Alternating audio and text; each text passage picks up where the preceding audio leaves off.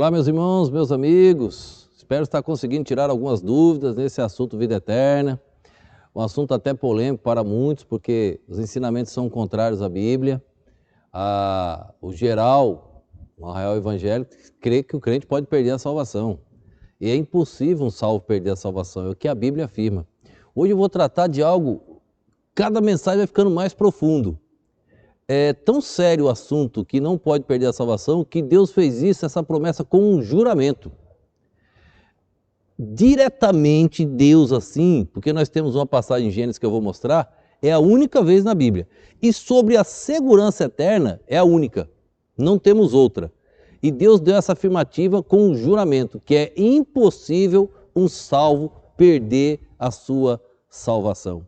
Como pode alguém vir querer te ensinar que um salvo pode deixar de ser salvo? Impossível. Vamos ver um texto em Hebreus capítulo 6, no versículo de número 17.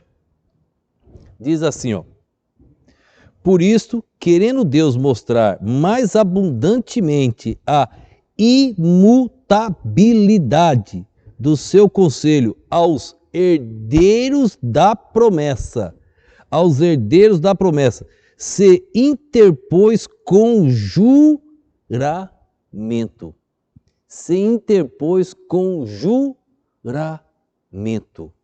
Olha só que interessante.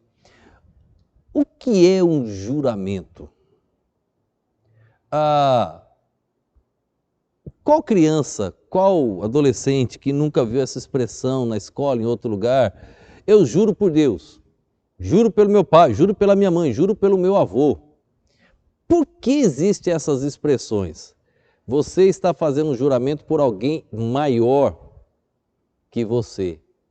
Nós fazemos um juramento por alguma autoridade, por alguma pessoa que quem está ouvindo diz, ele não pode quebrar esse juramento, porque ele jurou pela mãe dele, ele jurou pelo pai dele, ele jurou por Deus. Eu juro por Deus. Quantas vezes nós ouvimos essas expressões?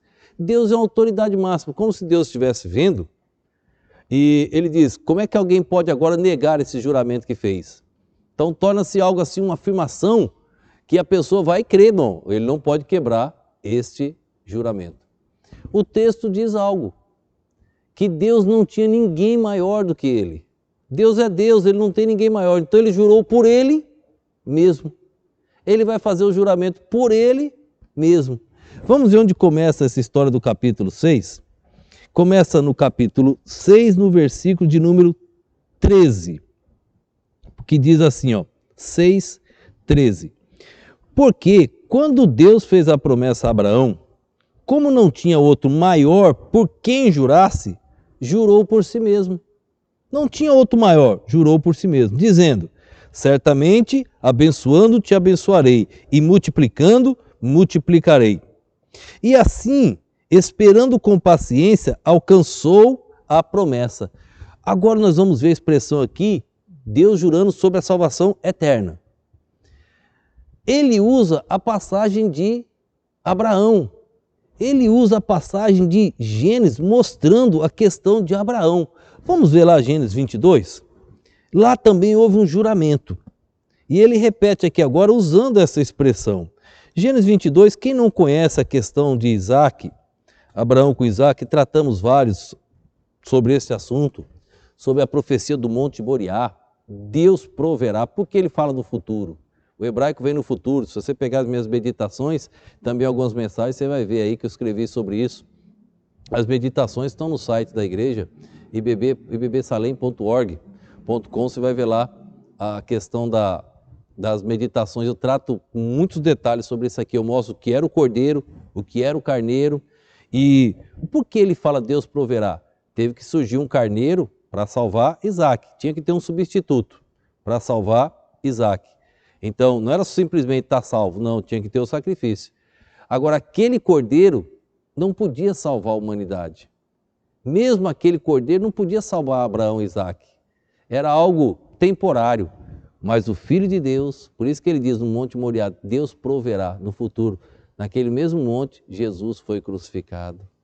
O Cordeiro de Deus foi crucificado. O verdadeiro sacrifício, o único perfeito sacrifício que livra o homem da morte, do pecado, porque o salário do pecado é a morte.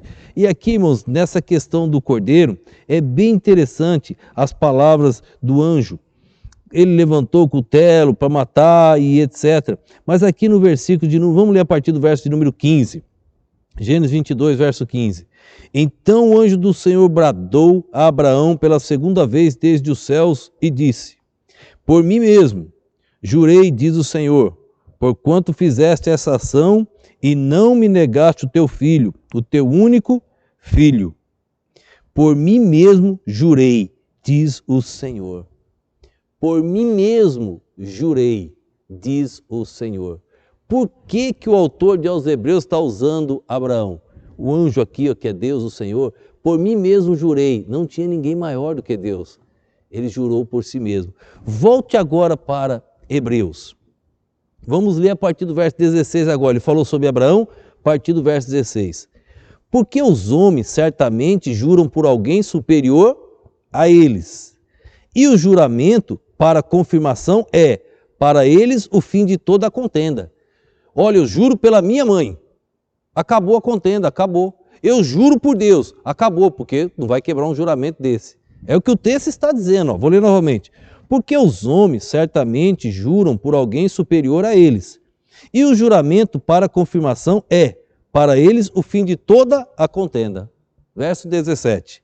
Por isso, querendo Deus mostrar mais abundantemente a imutabilidade dos seus conselhos aos herdeiros da promessa, se interpôs com juramento, para que, por duas coisas imutáveis, nas quais é impossível que Deus minta, tenhamos a firme consolação, nós, os que pomos o nosso refúgio em reter a esperança proposta.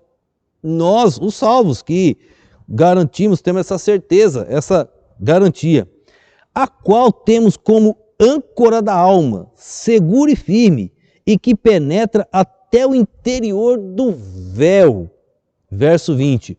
Onde Jesus, nosso precursor, entrou por nós, feito eternamente sumo sacerdote, segundo a ordem de Melquisedeque.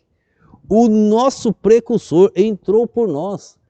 Olha o juramento que Deus faz. Ele usa aqui âncora. Sabe o que é uma âncora? Ela segura um barco, ela segura um navio. Quando ela trava, pode vir a tempestade, pode vir vento, não move aquele barco, aquele navio daquele local. Esta é a segurança, a âncora é a segurança do navio, ele está preso ali, ó. Nós estamos presos nessa certeza, nessa segurança, nessa confiança que Deus não pode mudar. Ele jurou. O nosso precursor Jesus, a quem é os herdeiros da promessa, aqueles que têm a garantia da eternidade, não pelos méritos humanos, mas pelo precursor Jesus Cristo. E ele menciona aqui o véu que nós já tratamos, no interior do véu, adentrou.